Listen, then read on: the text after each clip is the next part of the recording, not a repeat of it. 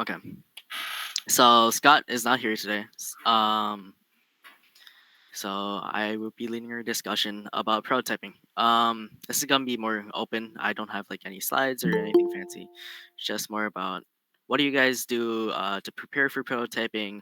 What do you do to ensure that your prototyping like phase goes smoothly? And then like game analysis. What do you do like for like rapid prototyping parts? But anyways. So I'm gonna start with that first question of what do you all do to like prepare for your students for prototyping? Do you do any like prototyping training or like design training?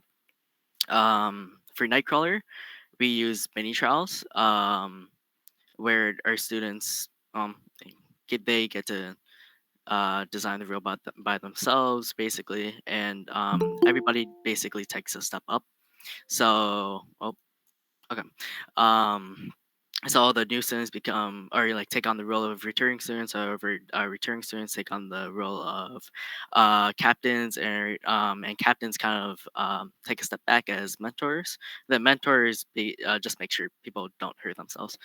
And then what that lets us do is that it lets our new students gain independence in the prototype process because they get to I'll go through how to prototype a robot, and then it also lets them explore like why we have like design rules and whatnot. So that's what Nightcrawler does for prototyping design training. What do you guys do? What do your teams do?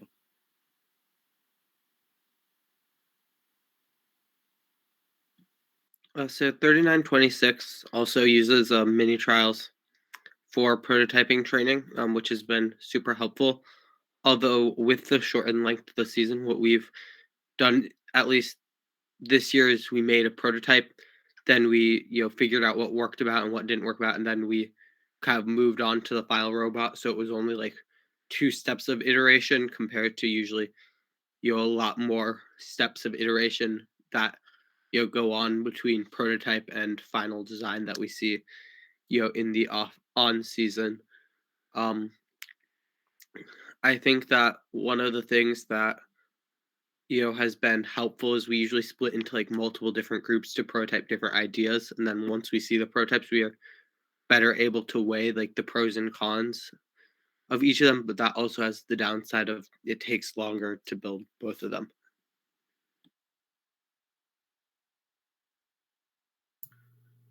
And I can probably jump in for Mythic here. Because I guess we're kind of similar to both those. Because we've done many trials this year, we've done the past few years, and that's been super helpful with training and prototyping. Um, this year, how we did it was we split it where all of our new students are doing mini trials, and then all of our returning students were doing a sort of off-season project. So all our returning students were building an elevator because that's something that we don't have a lot of experience with on the team right now. And so they went through that whole process. And so they made a few prototypes, did all the CAD, and are sort of working on a final one now. So that that's the sort of thing that I would add on for what Nomothic has done.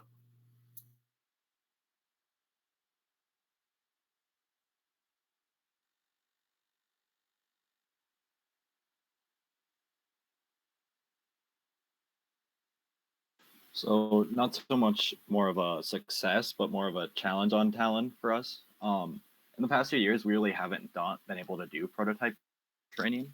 Typically, the way it would work is we would have upperclassmen who know how to do prototypes, and they would go off and do on their own thing. But then they would bring new members onto their prototype and have them like help CAD out little bits of it or machine some of it. And so it was less more of like pre-preparation that they just kind of learned on the job.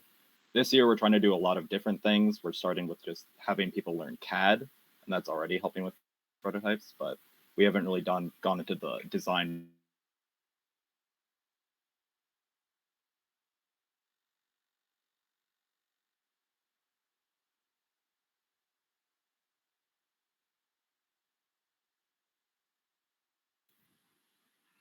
Okie doke.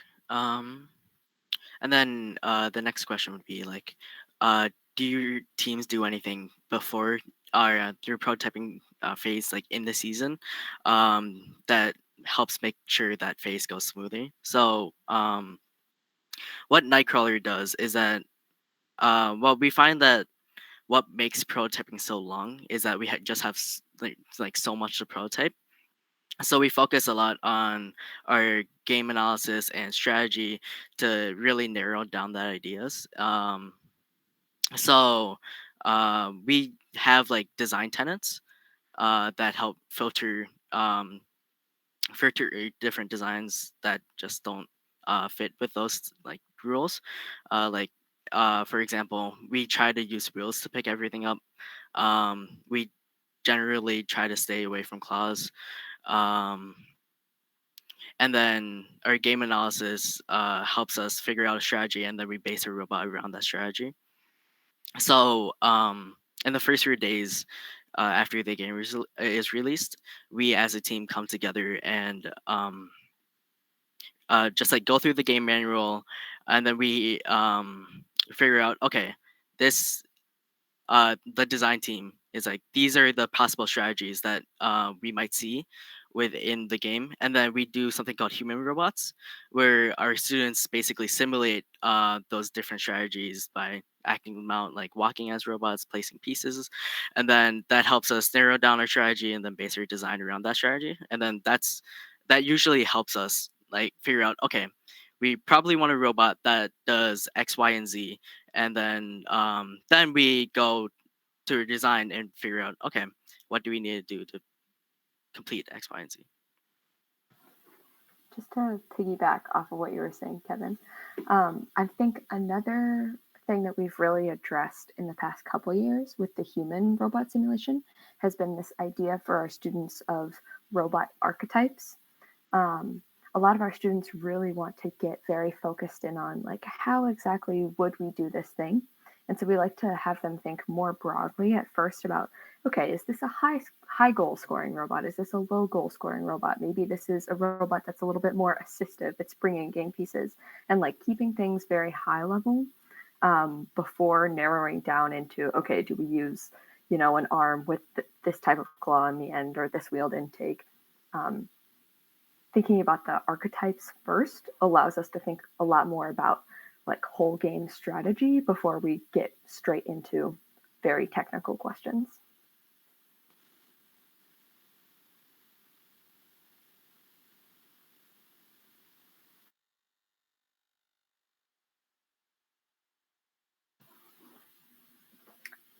Also, just to add on to Kevin's question, I think it would be interesting to, I've just personally wondered, like, what does the research process look like on other teams? Is that something that you all do? Like, I think about as I'm a senior, like, okay, I'm leaving, and how do we have that kind of like generational knowledge on our teams? And how do our new students come up with ideas? And so the way that teams pass down information or look for research, whether that's looking at like past designs, could also be something really cool to learn or share about.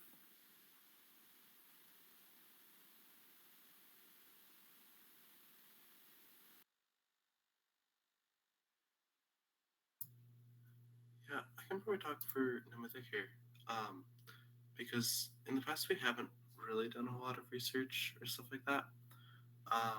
It's mostly just sort of been, I guess, students that have been on the team for a while, our mentors that are like, oh, this game is similar to such and such game. Like last year, I think we looked at, I think 2011 was a game that we looked at. It's like looking at other like past games. But this year we're definitely trying to add research as a fun sort of step in our process.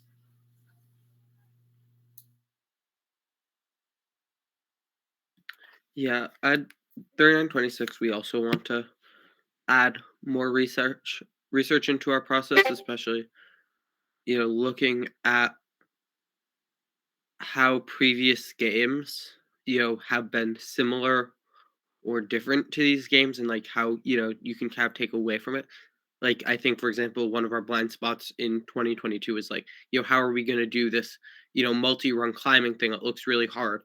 And if anyone had, seen any of the robots from 2020 or 2013, then it's like, okay, this is, example of how you do something like that, and being able to, show that, or like, knowing that, a second roller would be good to eliminate backspin for, the cargo when shooting into a goal that has, the possibility of bouncing out.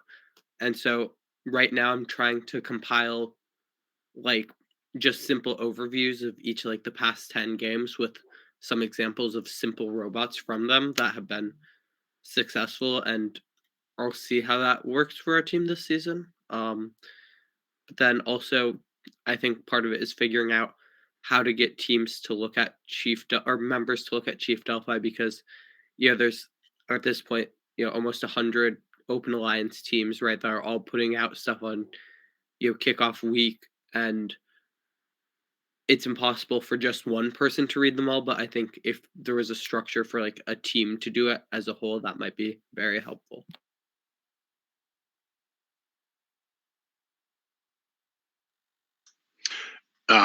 For Team 4009, one of the things we've had several students over the past few years that have gone to Jumpstart and seen the Manipulators Workshop, which is available online through the Jumpstart website.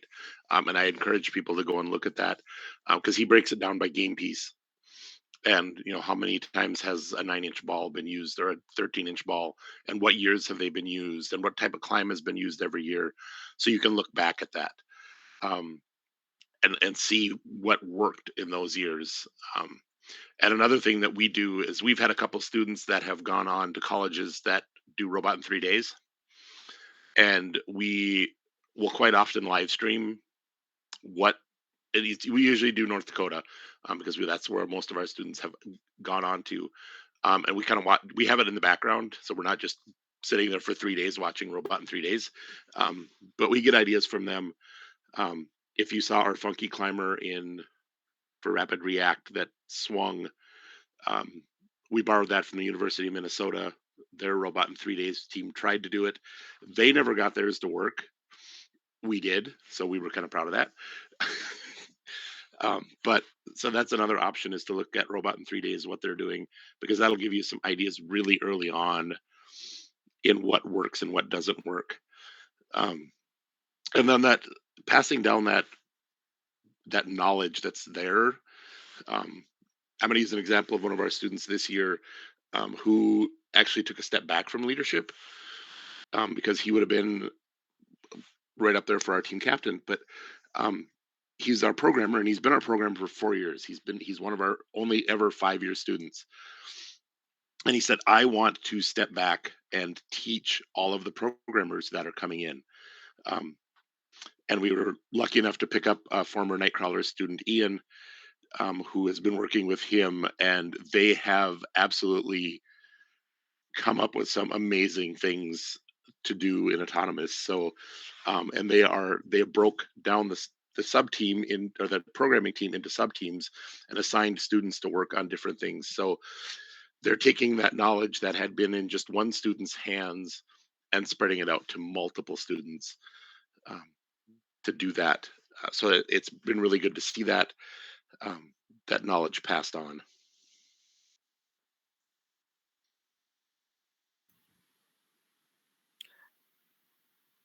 I guess like with that base knowledge, are there any like fundamental rules when your teams use when designing robots?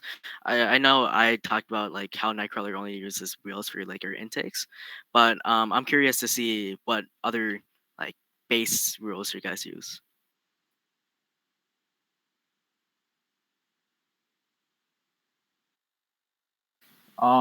Just one example for us on Talon. We force ourselves usually to use either one of two different type of like frames for our robot. We have a Raptor frame, like a preset Raptor frame for using tank drive, and then we have one for using swerve, and we try to stick between those. It just makes it a lot easier for our programmers and everyone in the season knowing what drivetrain we'll have, that it's one of two. But other than that, we don't have too many. We try to enforce wheels on all of our things, like KnightKrawler. But we're trying to expand more this year. So if you guys have any other suggestions for your wheel, like different, I like to call them design principles? Our design principles, I guess we kind of have two of them, where it's the first one is the same as like, using wheels for everything, touch it on it, which is, the boring one, that everyone has, it seems like. But then the other one that we try and do is we try and keep a philosophy of, at least this year we're trying to, because something we've struggled with in the past couple of years, if you've seen our robots, is we sometimes have a habit of overcomplicating, pretty simple tasks.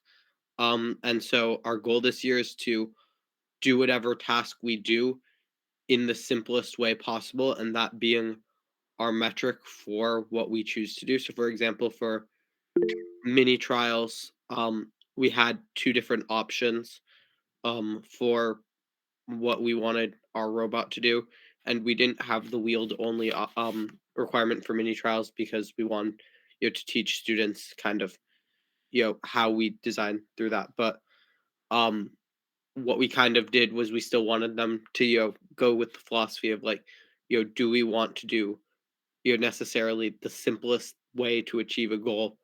And so we had to have two options of either doing a conveyor belt thing that we saw a bunch of teams do, then the dumper we ended up finalizing. And because we had a really tight schedule, we only dedicated 8 lab days for mini trials.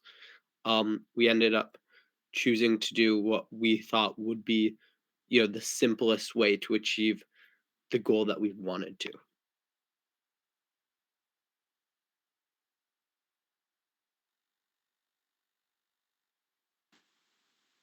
Ian, so how do you guys measure the simplicity of a design? Do you guys have criteria for that, or do you just go off of, well, just comparison between two different designs? Like, how do you see the problem in a design's complexity? We don't have a specific, metric for it, and I think that would be something that would be good to develop. But I think it's kind of a combination of a few things, right? Where it's like, has the team done it before? So, like, for example, if your team does elevators a lot but not arms, an elevator is probably going to be simpler to pull off than an arm.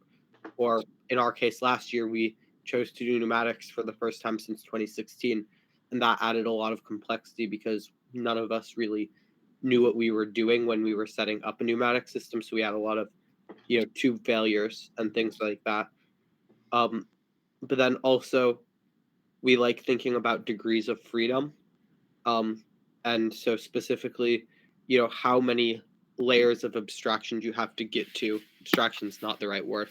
But to get to where the goal is attempting. So, like, for example, a triple jointed arm versus a double jointed arm last year, right? A double jointed arm has one less degree of freedom, which would be, simpler, like an arm on an elevator or a 4-bar on an elevator.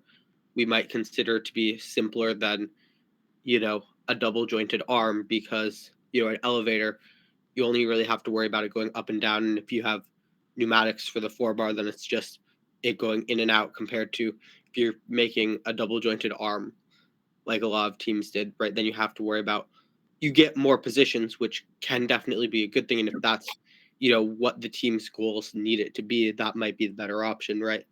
But that's also kind of a trade-off with simplicity. However, also, I think if our team was really familiar with arms, then a simple double jointed arm might have also been, something that we could consider simpler if we, weren't well versed in elevators. I have a question on pneumatics. Do some teams go in saying that they're going to choose to include pneumatics or not for the season? That was a choice we made last year for the first time. We said, this is Talon. We decide we're going to do a year with no pneumatics. And whether that was right or wrong, I don't know, but we just decided we're going to try a year and totally avoid it. So is any other The reason we decided to go for it was just pneumatics added a lot of weight, and we thought we could take that weight out, but it also added a lot of degrees of freedom. So that was kind of a big con for us. Sorry, Eric, you can continue now. Yeah, that was the same. our previous tank drives are going from high to low gear needed pneumatics, and going to a swerve drive, we no longer were required to have it. So that took off. Okay, my guess, we tried to say this last year, let's do a robot without it. And as I said, does any other team go into it looking at it that way? So I know that pre last year, I think our team definitely had the no pneumatic. Well, we hadn't done it since 2016, so we definitely had it. Where our reasoning was kind of that, the way, and I think right now we're also seeing a lot of like the really, really high level 1678 254 type teams avoid pneumatics for those reasonings. But I think after last season and mini trials, our team's more leaning towards pneumatics, especially for things that only need, 2 points where they're at, or even, just 3 points where they're at, right? Because what we noticed is that it's a lot easier to do that with pneumatics than it is to do with a motor in terms of just iteration time, design time, right? You don't have to worry about gearboxes, you don't have to worry about gear ratios, you don't have to worry about, you know, offsets and all that. And it's, if you have the people in CAD who are, able to measure 1 point and then measure another point and find mounting points, which is not the hardest thing in the world. It, we noticed that it's just a lot quicker to go up for everything. And so, I mean, it's definitely a trade off like most things in FRC, are because you have to sacrifice the weight of the compressor and having a second system to go through your robot. But at least right now, we're kind of leaning more towards using pneumatics for as many things as we can rather than the other way around. Right. I was very impressed by the Patriots' use of pneumatics. Was worked very well for them, and that was something to learn from, I guess. Yeah, and then adding on to basically what Ian said, for the past few years, Nightcrawlers had the design principle of if you have two positions, just use a piston because it's easier for our programmers to program, and then it also cuts down the iteration time, like Ian said. But recently, this past year, we ran into problems of our pistons actually limiting our autos. Because we're using pistons for both our intake and our soaring. We ran into just first we ran out of air at some points, and then we also had problems where it just wouldn't go out fast enough. So we've been recently trying to experiment with switching to motors instead of pistons, but I just thought it was cool to see like a flip perspective of that. Yeah. To add on to, oh, sorry. I was just going to ask if people had been looking at the new compressor that Andy Mark released or tried that out, because it said on their website that it should be the fastest compressor that's FRC legal, but I haven't looked into it too much. I'm not very versed on the different compressor options. If it's the one I saw, I just looked briefly. It looks reminiscent of another one that we had used back in 2015. I think, and I didn't look at the specs, but this one was also rated at 100% duty cycle versus the standard ones we have. I don't know if they're 5 or 10%. So you could run that compressor, not just through an entire match, but continuously, and it won't overheat. So, but also at the cost there is the weight. The one that we have from 2015 looks similar in that it weighed as much as several other compressors. So there's that consideration as well. Have teams switched over from the brass fittings to the plastic fittings to save weight on the pneumatics? Yes. I know for KnightKrawler, we still, I think the rules say from the compressor, you need to have brass fittings, hard fittings, up until like the pressure valve, pressure sensor, and whatnot. But after that, I know that a good use of your vouchers at Automation Direct, they have really small inline gauges and also regulators and whatnot, and all of plastic fittings, hose. It's a great source for the pneumatics that you would use in robotics. So I recommend using it there. But those are huge weight savings, cutting down that brass, except for the bare minimum. And then also, going back and how you design, designing your robot for auto and for the end game. And and then also like we were talking about with the, different positions, or if you use a motor, also take in consideration, you can build a very simple design mechanically, but you may find that if you don't think it through or get it, you may find that it could be very hard for the programmers to control the way you want. So it's balancing both of those. If you are going for a simple design, it also means you have to think about the programmers ahead of time, or have them in that process to help decide, is this going to be easy to do all these different positions or not? And so consider that as well.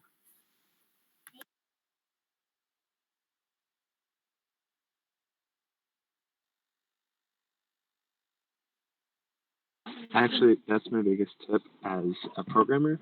Always, always, always include programmers in your design and prototyping process. You will save yourselves so many headaches.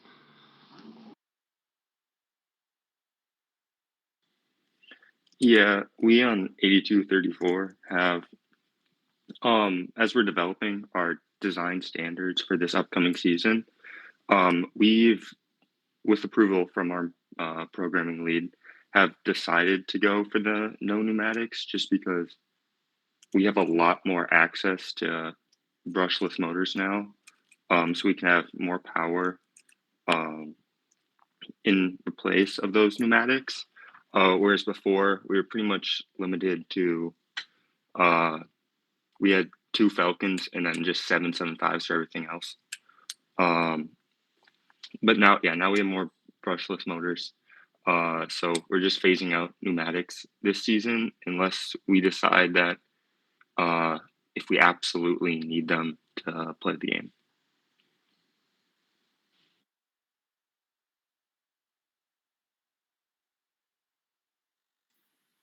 All right, and then for your next question, what do you guys use for like rapid prototyping? So what I mean by when I say that is that like parts that allow you to attach things like motors and bearings and those type of parts onto your prototypes faster.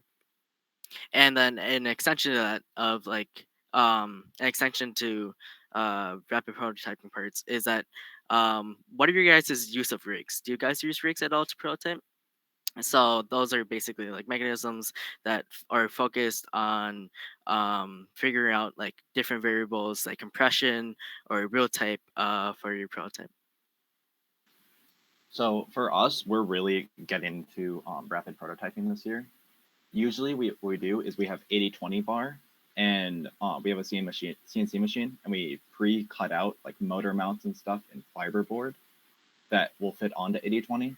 So we have various bars that we can slide fittings onto easily, and it allows us to tension belts. We have 3D printed pulleys.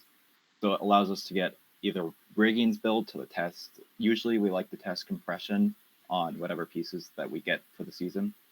So it allows us to test that, test intakes, arms, all kinds of stuff, and it makes it really easy to drive things with motors rather than taking a drill and putting like a 1/4-inch bit on it and just spinning it. We also just, with fiberboard, we can CAD out full structures and connect those together. We also recently, I'm not sure what you would call it, but basically we made a 3D printed bit that can slide through a 1x1 shaft, and you can rivet that into place.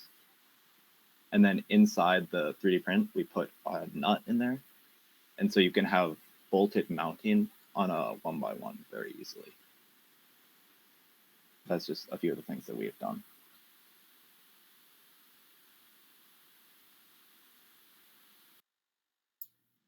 Yeah, and then for no mythic, I would agree with a lot of that.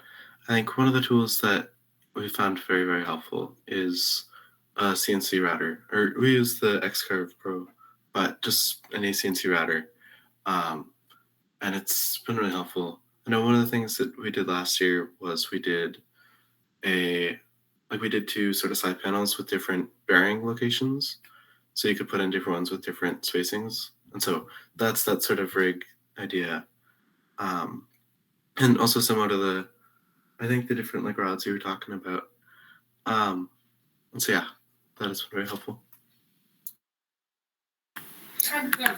Yeah, I know we're fortunate enough at our school that there are laser cutters.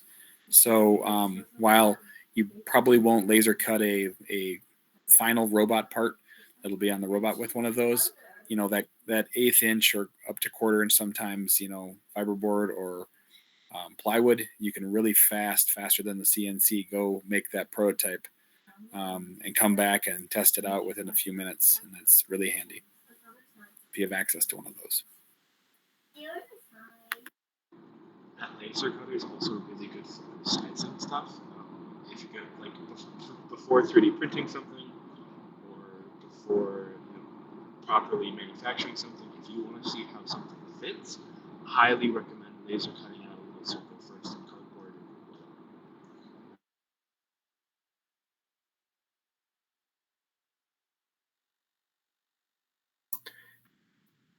And I also want to just bring up a sort of another sort of idea with prototyping that I haven't really heard anyone mention yet. And that is we tried it last year and we had sort of mixed success, but I want to bring it up here because I think it's interesting. And so the idea was, because we do kick off in 2 parts, a Saturday part and a Sunday part. And at the end of the Sunday part, what we sort of said is that afternoon, we gave each person, or each we split the sort of like people who stayed into a few small groups, and then each group would have like 15 minutes to make a quick prototype, and that would be like how to pick up a game piece, and then we would test them out, and it really got us into the idea of like, how do we pick up a game piece, and what ideas just flat out don't work. And so it really allowed us to narrow down into like a few certain ideas. It was helpful in that way, but it is definitely a very, very first step in prototyping.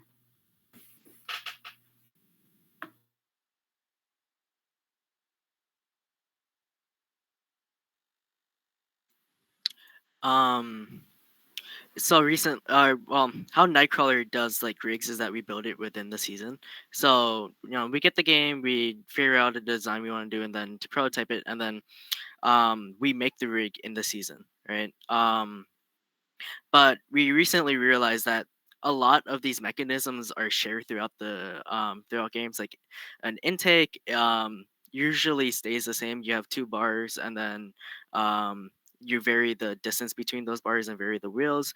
And then for for like a shooter, it's basically the same thing.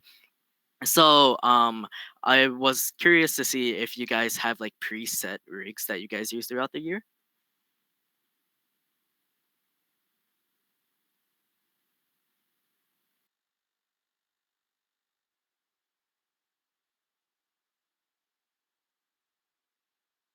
At Talent, we do the same thing. We don't have any existing rigs. We just have common components. We have some things just to test how much you pull. Usually we just assemble it with like 80/20 and stuff. We don't really have like plan out our rigs ahead of time.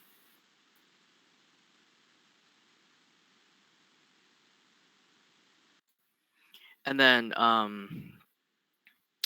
I know somebody mentioned that they have like parts specifically for like bearings to put on like 1x1 box.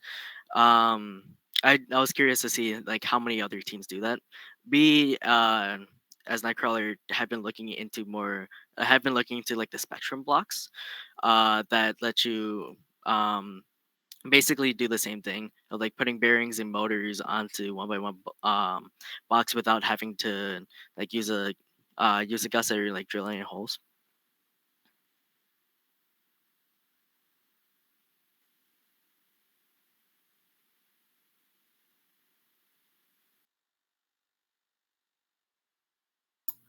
Yeah, no, on the Mythic we just use gussets.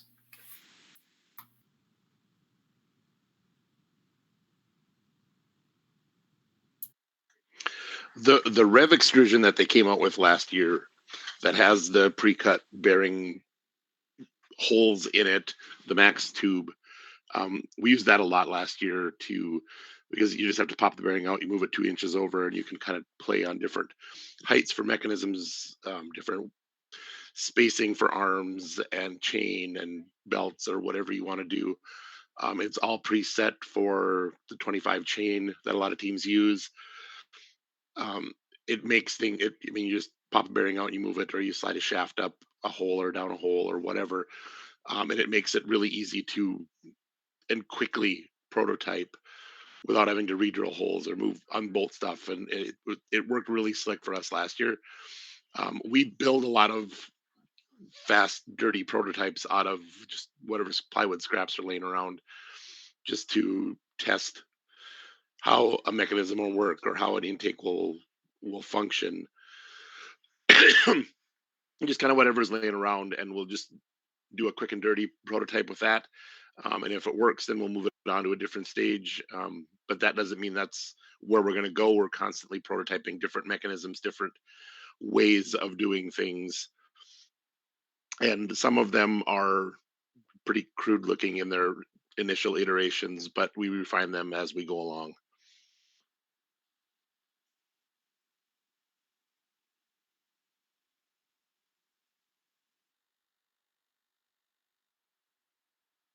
Is it all right Kevin, if I just? Oh, never mind. You can go. Thanks. Kevin, if I could ask, I may not have been listening fast enough. Can you clarify your term rig, what you intend by that? So it's basically like a prototype that lets you test like multiple different variables at once. So you could make a rig of a shooter where you have 2 plates, and then you could vary the speed of the motor, and then the types of wheels you use, and then the compression within that those wheels, if that makes sense. I could pull up an image of one of our rigs here and post it in the chat if that helps. Yeah, based on that description, 3926 definitely has one we've used in 2020 and 2022 for our shooting prototypes. Basically, it's a wood panel with slots cut out at like different compression amounts, and then we can slide in polycarb, which will just slip around that. And then there's 2 holes cut out for hex bearings. Then we put in hex shaft wheels and motors.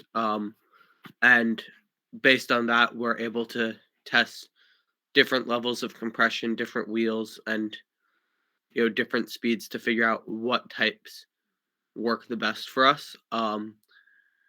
Only downside of that is it doesn't really allow us to test while also having a back roller. So if there's another shooting game this year, we'll probably redesign it to work with having a belted up top roller, just because, at least from our experience in 2022, missing out on top rollers seemed to be a pretty big deal for us that hurt us a bit. But otherwise, I think we still have it laying around in the shop somewhere. So if I can follow up on my question, I just want to make sure. So you're saying basically an adjustable proof of concept system that you use for your prototyping or first article, correct? Yep.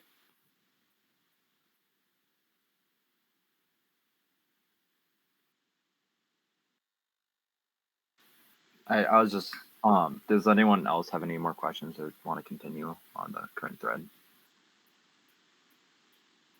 Because on Talon, it's been kind of a problem for us lately that the way we do prototyping is we give ourselves usually about 1 to 2 weeks.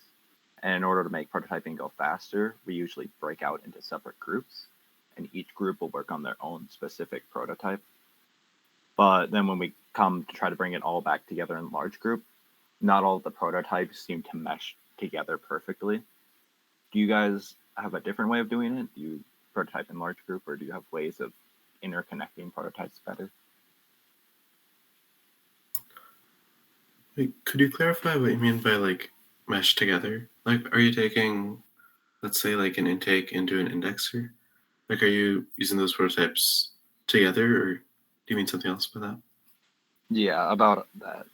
Like last year, to give an example, we had just an intake that also worked as like an outtake, but then there are other ideas of using intake to bring it into the robot, and based on that, there were different arms, and so if you went with one intake, you would have to choose a different arm than the other one, because we had like two degree of freedom arm and an elevator, and the elevator could only work with bringing the element inside. Gotcha. Yeah, that's cool. And it's really cool to hear that because normally like, we don't really do that. I don't think. We mostly just do separate prototypes, but I'd definitely be interested to look into that because that sounds really cool. Have you guys run into any challenges with having separate like prototypes? I guess not particularly. I think the biggest thing we've run into is just people sort of being attached to their design or the design they worked on. But I think apart from that, it's mostly worked okay. Because then we sort of go in once we have a system decided on, then we sort of go in more and do more in-depth prototypes. And then that's where we get into integration. From that, how does your team decide which prototype to choose? Oh boy, that's a great question. This last year, we had a fun time with it. So yeah, I guess I'll briefly talk about what we did last year and then what we're doing this year. Or Lexi, do you want to go first? Or okay, yeah, because last year we prototyped for way too long, but we just couldn't decide, and so we eventually had to set a specific group in place and say, if we don't decide tonight, we're gonna have this group decide, and that's just like a small group of like 4 or 5 people. And so this year we're instituting a small group which we call MERT, which Liam, can you remind me what that stands for? That stands for Mythical Emergency Repair Task Force. Or sorry, Mythical Emergency Response Task Force. Yeah, that's it. Okay, thank you, Liam. Yeah, and so that group is going to be the group that sort of takes control or takes over decision if the whole group can't make it. So the idea is, I think our schedule's looking at like right now, we have our first week of prototyping, and then after that, we sit down with whoever wants to be in that discussion, and we say, all right, we're deciding on a design now. And then if hopefully in an ideal world, the group comes to a consensus, comes to an idea that like fits the requirements set by the team. But if that doesn't happen, then our MERT group will sort of sit down, which is just I think 5 or 6 people, and that group will just come together and just say, all right, we're deciding on this design. So yeah.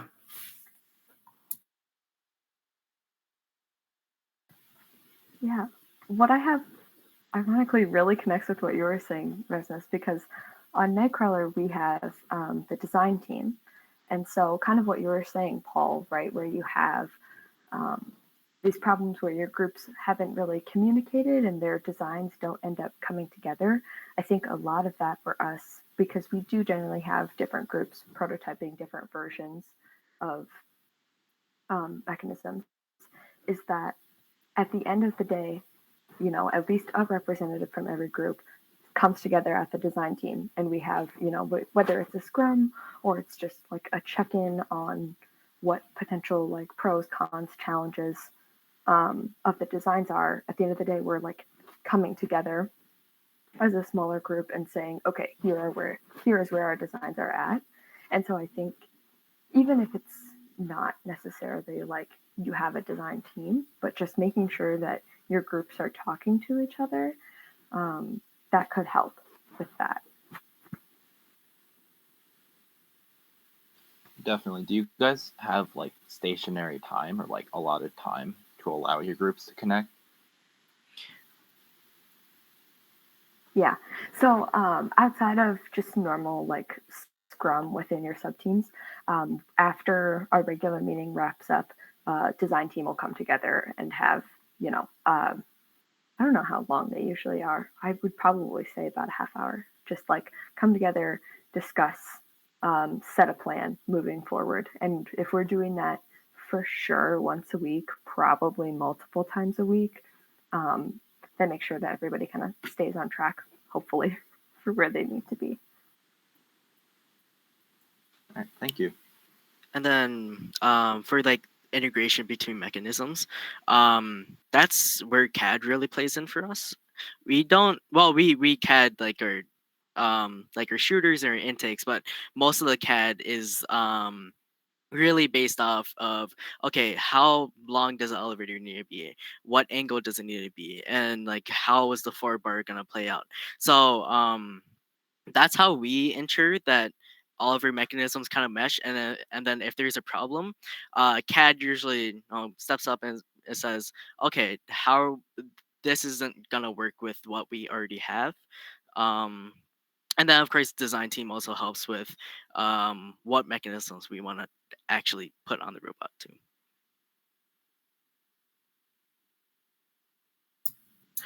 Yeah, that's very similar to what Pneumatic does there with sort of geometry sketches. Is that right? Geometry sketches and stuff. Yeah. Okay. Awesome.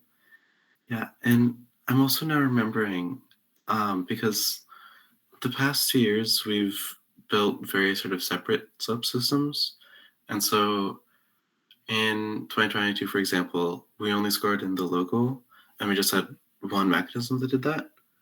But now I'm remembering back to 2021 because that was the Rapid React at home. And with that, because we did an indexer and a shooter. And so how we made that is because this was during COVID times, we split into 2 cohorts is what we called them. But we had one group working on the indexer and one group working on the shooter. And then once those teams had a design, then we sort of sat down and we said, all right, we need to connect these. And so then we went into the geometry sketches and sort of worked around and decided where we would need wheels, where we need all that stuff. But we initially designed the subsystems completely separate.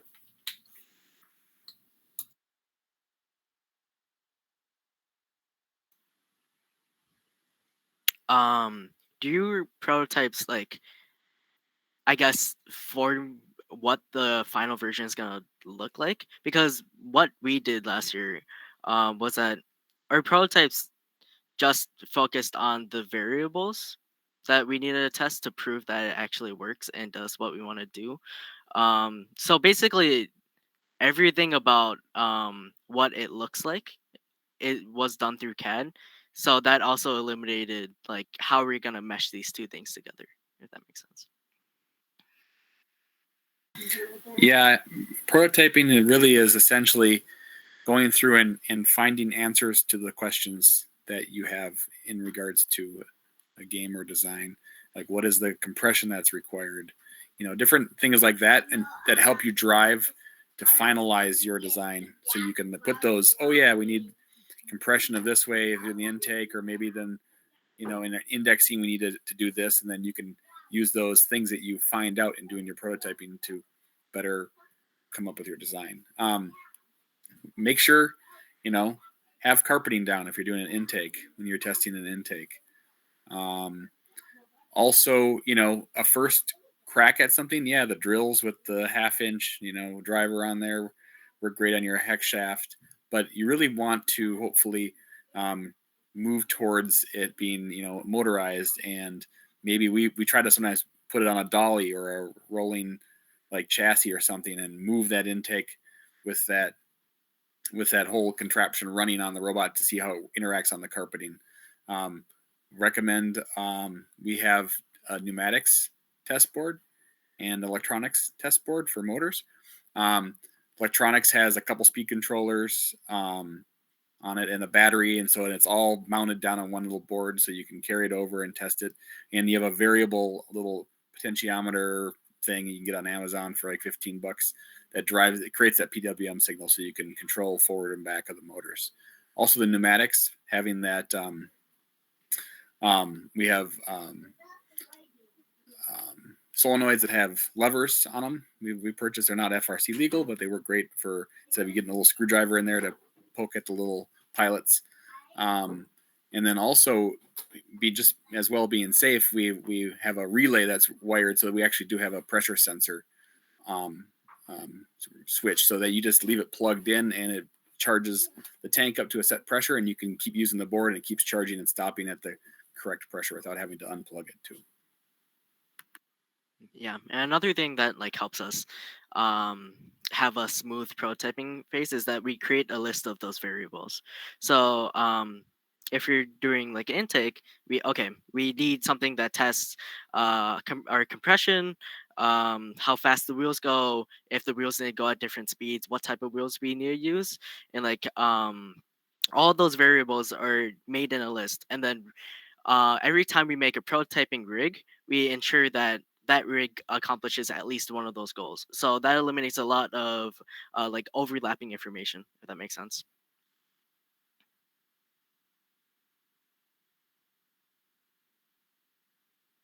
So how do you guys decide what values you want to test? Is that just kind of like a kickoff thing? Usually it's like a design team question. So after that initial meeting, we have a design team meeting. Is basically what designs do we think would be viable for this game, and what needs to be done to ensure that those designs work. So just like thinking like, okay, for an intake, what do we need to know for intake to work? Okay, we need to know what type of wheels we need to use. Um, if we were going over the bumpers, if we need a cutout or not. Just like going through those questions of what do I need to get from point A, which is this idea, to point B, which is the finalized version. I don't know if that helps, but It did help. Thank you.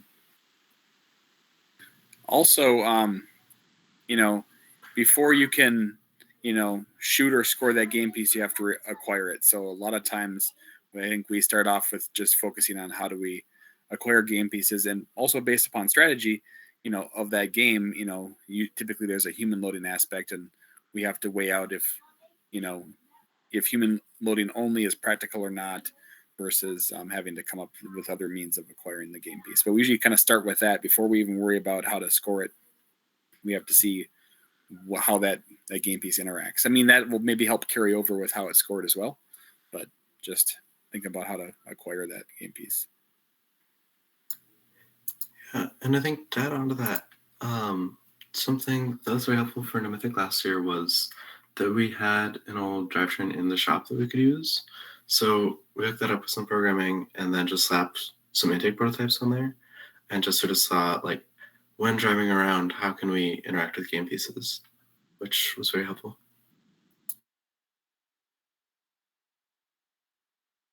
Exactly. And just having old robots where you can, depending upon the game, vary the bumper height. If the bumper zone changes from one year to another based upon usually a game piece size, worrying about, are we going to get stuck on this? Is that game piece actually going to be able to get under our robot or not? And how much of a concern is that if it does or doesn't? So having an old robot, and even if you have, you can maybe hopefully adjust the bumpers pretty easily on it and drive at speed at different game pieces and see, do we just deflect them away or do they get stuck? Because it's going to happen. You're going to get on a game piece and it's going to ruin a match. So trying to ensure that it's not going to happen. Yeah, and I think especially with the rise of Swerve, this is maybe going to be easier in future years, because I know for 3926, our plan is to have our drive base done within the first week of the build season.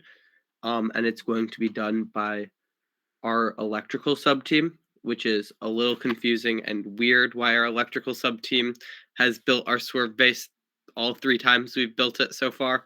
But it kind of has happened, and so we plan on continuing it that way because our electrical sub team generally doesn't have too much to do during that first week anyways. And so being able to decide on a frame size, then cut out those pieces of 2x1 and just bolt together the modules and then wire them up, which is really the hardest part of it. That's going to be hopefully helpful, because then once the prototypes are done by the end of that first week, we'll be able to potentially test them on the robot.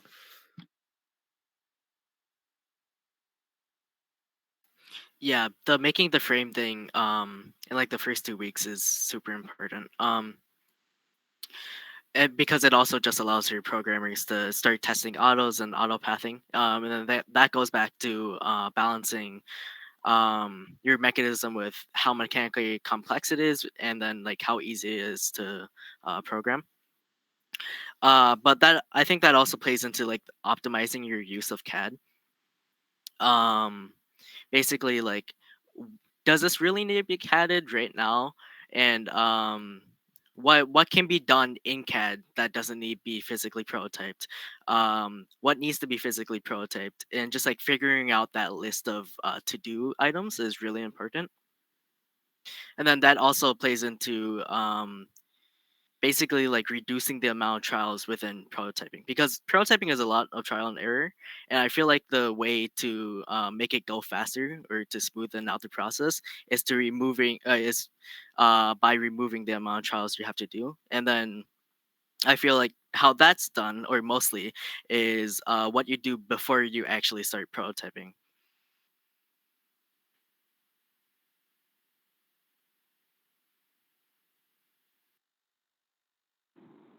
So,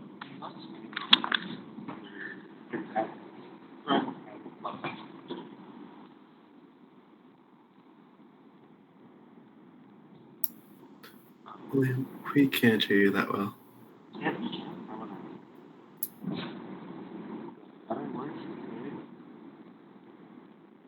Okay. My question is how long do you prototype for, and when and how? Well, I guess we're talking about when do you decide to be done with prototyping?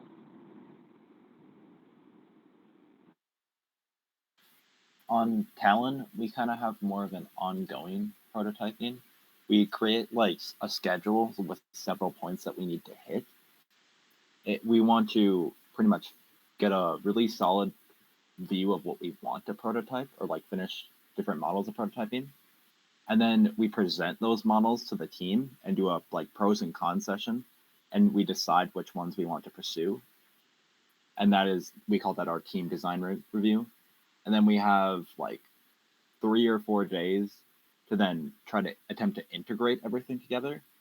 And then we have a design review committee in which we request mentors from like all across our team. We have company sponsors that come in, and we get a lot of experienced people in one room and just tell us all the ways that we're wrong and ways to improve them, pretty much.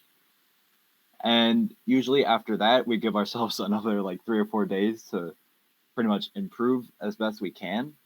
And then by that point, we have to start worrying about manufacturing our drivetrain and really starting production on the robot.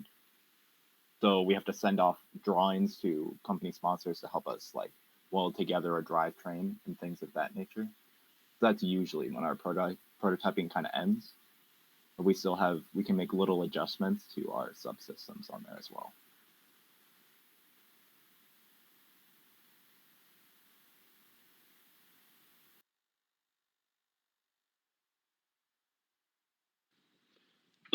As part of our push to make our prototyping faster, we first kind of decided going into the game, if it's gonna be like a pick and place game, we're gonna go with an elevator, and if it's gonna be a shooter game, we're gonna go with a non-turreted like hooded shooter.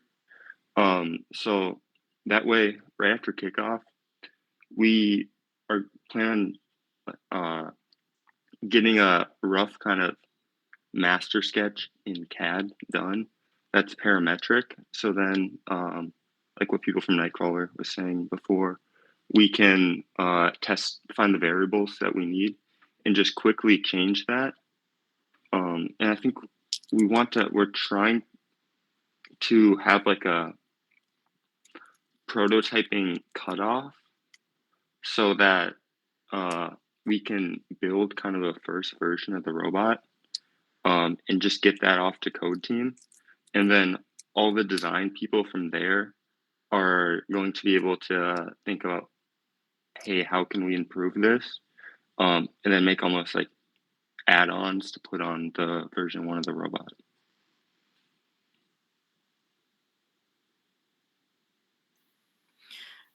For KnightKrawler, our season is kind of split into we spend the first kind of week researching different ways to complete the game. And then we usually spend around 2 to 3 weeks prototyping. And then the rest of the time is just fabrication, handing it off to controls. We usually try to give controls around 2 weeks to program the robot.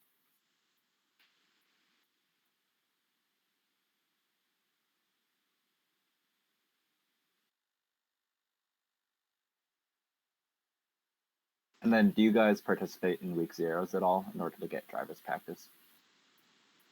I believe you guys run one, now that I'm saying.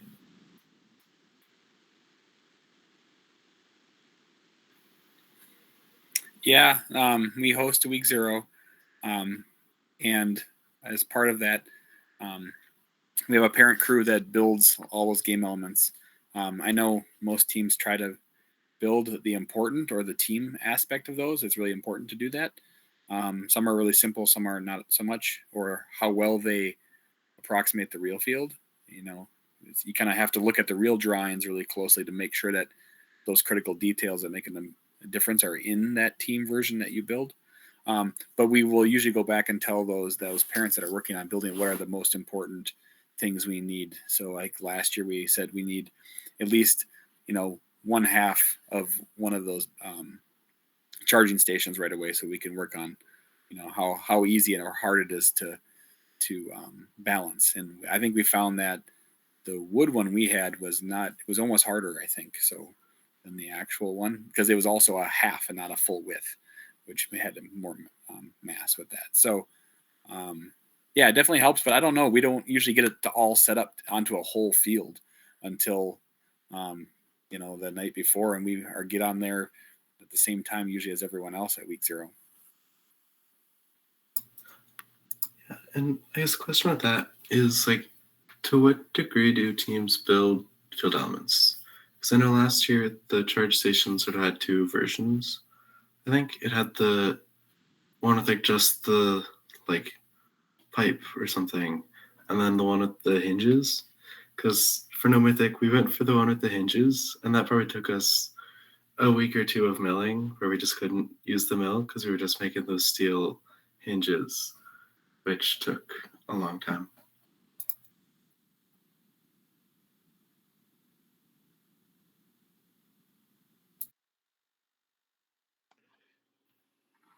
Has any of the teams looked into, I know this is a different topic, April tag for next season and how one is going to use it? I'm not sure it was extremely useful in the last year, but what are other people's opinions and how are people approaching that? Our programming captain for the past few months have just been by himself working on April tags, trying to figure out how it works and whatnot. So we're putting a lot more emphasis on trying to use April tags because of how it tells you exactly where you are in the field. So it makes autos, or it should make autos a little bit easier. I can expand on that a little bit. Hello, everyone. Sorry, I'm an hour late. I was out of town and just got back. So our goal with April tags is to be able to reset odometry during auto. So last year, if you tried to do a 3 game element auto, you'd leave the grid, pick something up, come back to the grid, leave the grid, come back to the grid. And every time you approach the grid, you would have had the opportunity to reset your odometry so that any slippage you had in your swerve modules or tank drive, if you do tank drive, but when you turn really fast or you accelerate really fast, you get slip. And so over time, you sort of drift off of where the robot thinks it is compared to where it actually is. And so in your auto routine, you could have a command that would read the April tag, get the position of where you are in the field that the April tag tells you are, and then reset your odometry to match so that your next step of scoring or lining up or wherever it might be will, in theory, be more accurate.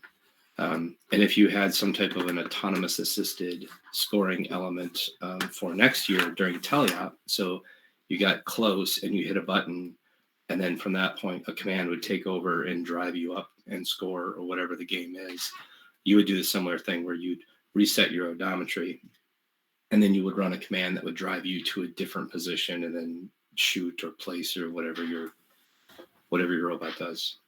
So that's our approach for April tags. If we're doing shooting, then it'll be very similar to how we used to do things with reflective tape, where we'd identify where's our target, how far away is it, and then we would, ramp up our shooter to whatever speed we needed to be an aim. On that note, you can also buy a Google Coral now, which you can plug directly into a Limelight. Ian has also attested to how useful these things are. Pretty much, the Limelight gives you a tracking thing where you can automatically track game pieces in relation to where they are in your robot. So you're pretty much 100% accurate in picking them up. It's kind of cool, not super necessary, but it's a nice to have. Liam, did you buy one of those recently? The last time I heard about Google Coral, there was like an 18-month waiting list. Yeah, they're actually pretty open and pretty cheap now on Amazon. I know I bought it right at the I bought the one for our team during the shortage. I got a notification from one of the trackers that I was using that it was on sale, and then I impulse bought it, and so it's actually mine and not the team's. So hopefully it doesn't break on the robot or anything, or maybe I'll get paid back for it at some point. But we were able to use it to track game pieces and auto align to it, which was super useful. Especially this year with the relatively smaller game pieces, the precision it took to align to them when intaking could be tricky sometimes for drivers. So I think that for the teams that use Google Corals, it's going to be a game changer. Although I've not checked the stock of them recently. So assuming that they're still in stock, I think the hardest part of the process was obtaining one. And then after that, it was just like the rest of Limelight coding, where it's like you plug it in, and then we were tracking game pieces within like 15 minutes.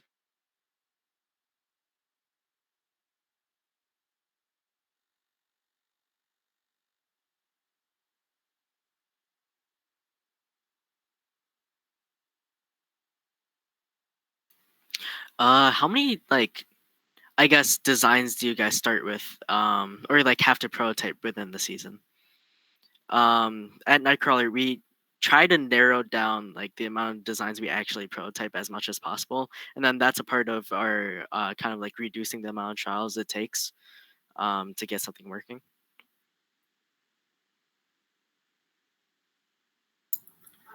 I guess for No Mythic, it varies a lot depending on the year. Like, there are years where we just prototype one design per system, and there are years where we prototype like 3 or 4. Because I guess how we do it is we sort of sit down at the start and say what are ideas that we could like use for this, and then it's just depending on what the team wants to prototype. For Talon in the past, what we would do is we would pretty much put for all of our acceptable prototypes or things that we think would work, and we would narrow it down until we couldn't like eliminate a prototype. Like you can usually consolidate prototypes together or rule one prototype out as either inefficient or having like a glaring weakness. And we just narrow that down until we have prototypes that would definitely work, or we could see them working, which is usually about 2 or 3. Sometimes if we're lucky, we'll get it down to 1 and we'll just get a consensus. But usually 2 prototypes per subsystem.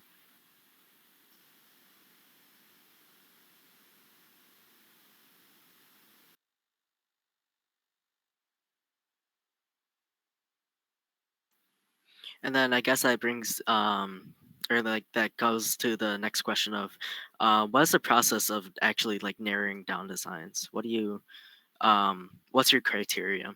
Because for Nightcrawler, we have our design tenants, which eliminates most of them, and then we also have the design team, um, which helps us focus on okay, uh, this is probably what we're gonna see, um, and then that usually leads us to one or two designs. So we try to create a strategy analysis of how to gain points and different like drawbacks of choosing different methods of playstyle in the season. We use that as well as just massive pros and cons lists, as well as a lot of informal design like principles that we have among our team. And usually we can all pile that together to kind of create a consensus of what type of robot we want to make. We also do goal setting about what placement we want to be, whether we want to be first pick or a team captain, or if we want to end up being like an Einstein compender, or just to do well at potentially getting to state. So that also influences our decision quite a bit.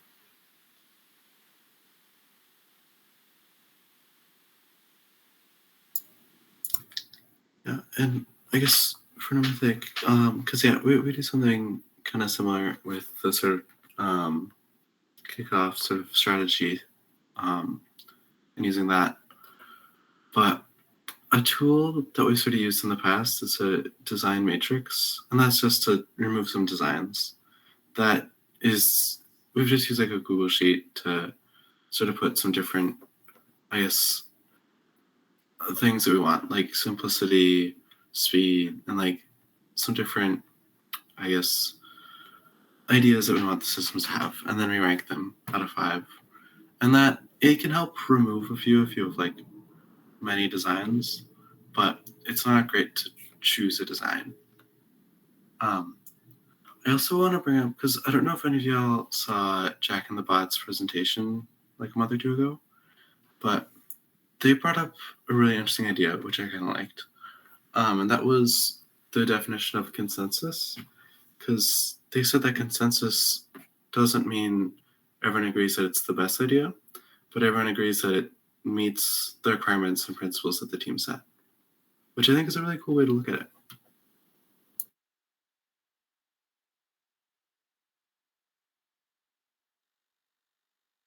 Was the presentation like slides or was it like Zoom type of? It was streamed on YouTube. I can try to find the link and put it in chat.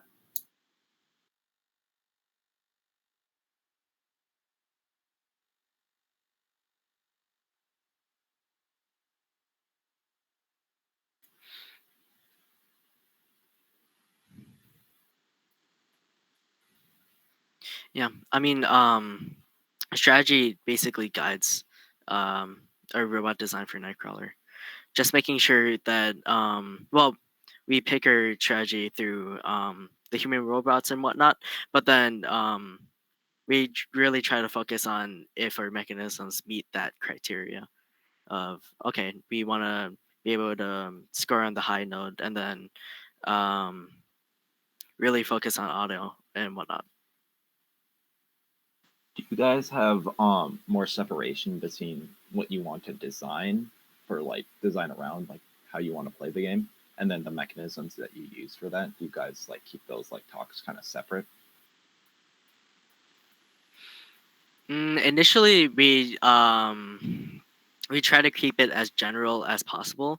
So for the human robot archetypes, we try to say, okay, instead of focusing on mechanisms, we just say this robot scores on a high note and then balances on the chart station, and then that's it. And then after that is where we get more into the mechanisms of, okay, how do we um, most effectively like score on the high note while completing these other objectives. So we try to keep it as separate as possible at the start of the season, and then as we get more into our design process, that's where we start incorporating mechanisms.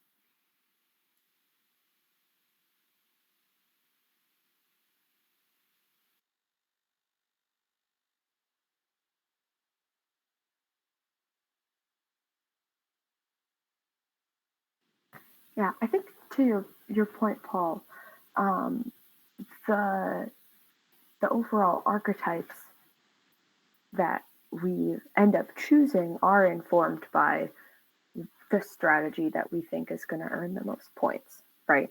Whether, for us, that might look like, okay, a strategy that involves prioritizing auto and prioritizing a certain level of scoring or a certain behavior during endgame. But then, yeah, but in terms of, like Kevin was saying, we keep that pretty general until we get very specific in prototyping. We're trying to focus in more on splitting those two talks, because last year we decided that we minimal cycle times was the best way to get points in last year's game, and so we were thinking that floor pickup was going to allow us to cycle quickly, and then we got more involved with the floor picking up method than realizing whether floor pickup was a good idea, because there was only a limited amount of floor items. So we got caught up in that and didn't place too well at our first tournament because of that, design oversight. Yeah, it's definitely a struggle to keep those two things separate. We to try to help mitigate that, we do mini trials introduces the idea of trying to keep those two separate, but also creating I guess um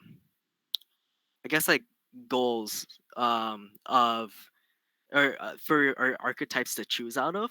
So instead of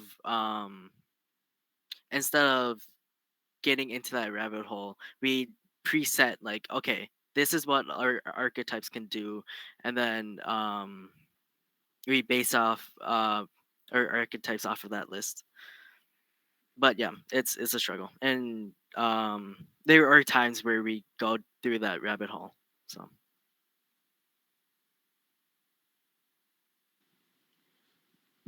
A question I have for people is, how do you tell someone that their design is probably not the best way to go forward? Because we want to encourage people to make their own things and stuff, but then we also don't want to waste time, especially with a smaller team. We don't have that much resources to go into things that probably won't end up working. That's a really good question, because especially in a space like FRC, right, we want to encourage and lift everyone up. And so what we try to talk about on our team is this concept that, right, it's when we're talking about designs, it's a safe space, right, where once this idea gets put out there, it's no longer the person's idea. It's more of it's an idea that the team can go down the path of, right? And so that means, whether good or bad, right? It's not just necessarily any one person's idea. And so our goal is to respect every idea. So we don't want to laugh at an idea and be like, haha, that's stupid. Right. But at the same time, right, we can, talk about how it's a safe place to share your ideas, and everyone's ideas are valued, and we want, as many ideas as possible to be shared. But then we kind of take a look at them, realistically as a full team. We do basically what's a design review, where we, ask a set of questions about them, and it either sometimes, shows if it's been really well thought out, or 90% of the time there's, the first ideas, there's always something that we need to change or look at really closely. And so by asking those questions, we kind of figure out what still needs to be looked at in ideas. But generally we try to teach those strong principles at the start. And the other area that divorcing the creator of an idea from the ideas, that a lot of times people, I'm also guilty of this, can get really emotionally attached to what they come up with, where it's like, I came up with this, specific type of shooter, right, that I really want to do, and that emotional attachment a lot of times can cloud better judgment of what's going to be the most successful for a given team. So that's also something to always be looking out at.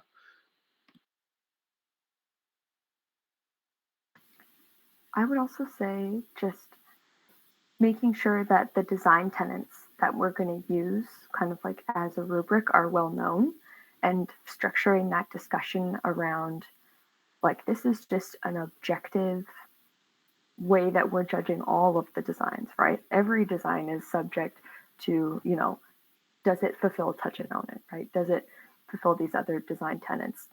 And kind of making sure that we're treating all of our designs that come up equally, but still holding them to an objective standard. And I think there's a way to have that conversation where we're not judging anybody's ideas, but we are holding them to a certain standard, and that's the team standard. And kind of like removing it from judgment and putting it more on just like where does this rank on the rubric of things that we want our design to be.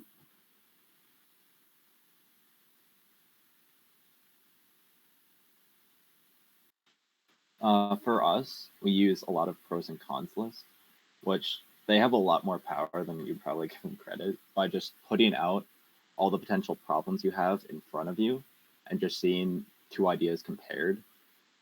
It kind of takes some of the emotion away from it just by just seeing problems on a board, but also it like the different like severity of the problems and how much there is really helps compare the ideas, and it takes it more into like an information like factual zone about like what is possible with your team. And so we use a lot of that, and it usually gives a pretty fair idea to all prototypes because most of the team has a say in the pros and cons list, and so we usually get a broad perspective. One of the things that is hard in FRC, but is so important, is to assume that your high schoolers have. I'm a student. I shouldn't say you are. Assume that high schoolers have emotional maturity even when they don't. And so I always ask my team to consider people from the other perspective, to put yourselves in their shoes, and most importantly, to always remember that we have the same goal, and our goal is to get the best robot on the field possible. And so if your design isn't the best, then great. Your goal is to get the best robot, not to have your design on the robot. And it's a hard ask, but to ask it is to put trust in your team and to ask them to grow. That's just me. Yeah, and also going along with that, something we try to emphasize is that even if an idea isn't selected, right, it's still contributing to the team in other ways, because a lot of times ideas can kind of like get merged, or later on, it can be thought of like, oh, we can add this from one design.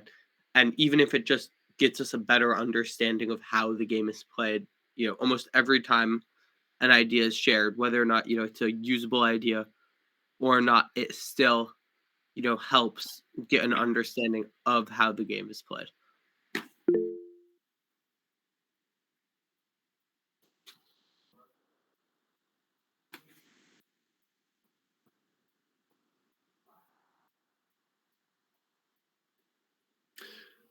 No one's commenting, so Kevin, if I could jump in, I don't know if this is a good question to ask at this point, but is it fair to discuss the distinction between R&D and prototyping or first article?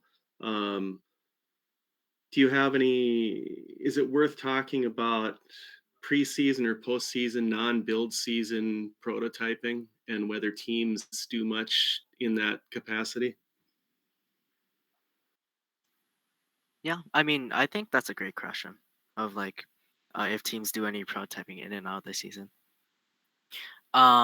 We for KnightKrawler have a bunch of different projects that we have running throughout the season. So either that's the rummies, that's the t-shirt cannon. We're always trying to like be having or like working on those prototyping skills, um, and just like staying in that mindset of what is the best way to accomplish this and how do you get there? I don't know if that answers that question. I would also say, if we think about historically, at least when I've been on the team, we've always been we have a Duluth, like week 1 regional, and then later we'd have like a North Star 10K. That's week 5. And within that 4 weeks after Duluth, we've learned a lot about the robot. We've learned that we need to make certain parts more robust, or we need to tune our autos a certain way. And so I think encouraging students to like, yes, build season, the intense part might be closer to over, but there's always things that we can do to keep improving on that design and getting it where we want it to be, for state, or for champs if we qualify, things like that. Kind of adding on to that, I am curious to see how much you all iterate like during the competition season, because Nightcrawler historically keeps it more towards improving the autos rather than trying to improve the mechanisms, because we usually don't want to change something, have it break, and not be able to fix it before the next competition. So I want to see what your all's philosophy with that is. Yeah. So last year, Nomothic sort of went down the path of having a different robot for Duluth and Minneapolis because we went to those 2 regionals. And I think we can safely say that we did not like that strategy, because we had a floor robot for Duluth because we didn't have our sort of arm or our tire square mechanism done. And that first have, if you're going to do regionals, it's very helpful to just stick with the same one because you're able to sort of iron out the kinks in that first regional. And so, for example, going into our second regional with a new mechanism, we didn't really know any of the issues that we would face with that. So we got there, and then a bunch of stuff was breaking, but it was a lot of fun, and we did all right with it. So it was a lot of fun, though. But we kind of have a differing philosophy. We try to prepare as much as we can for our first tournament, but we usually have a second tournament. So we try to also learn as much as we can at our first tournament. And so usually between our first and second, we go through a major design change. Last year, we went from a floor pickup bot that would have like 3 different handoffs to having active intake on the front that is its intake and outtake. And we completely like changed up our like arm and lifting mechanism for it. But we find that making those design changes and realizing the problems with your robot allows you to be a better robot later in the season and continually getting better and better, so that by the end of the season, you can compete very highly and very competitively with other teams.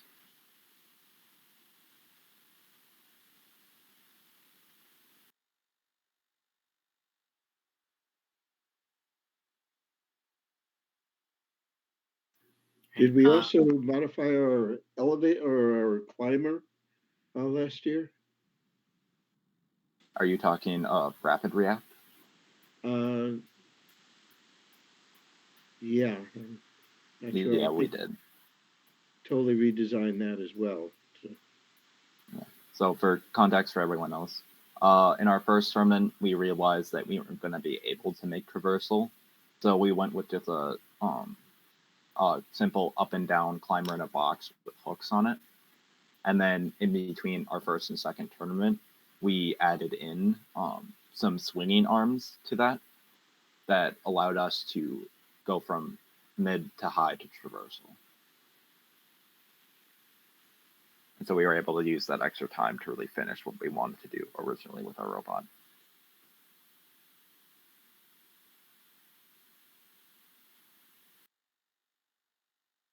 Right. Are there any more like questions or comments?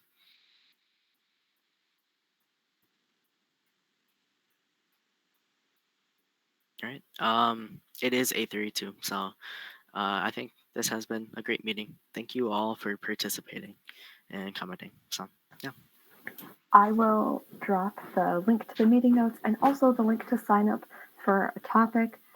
Anybody sign up if you got a Jumpstart presentation. If you have a question that you want other teams to answer, I'll drop those links. Feel free. Anyone and everyone, welcome to lead a topic.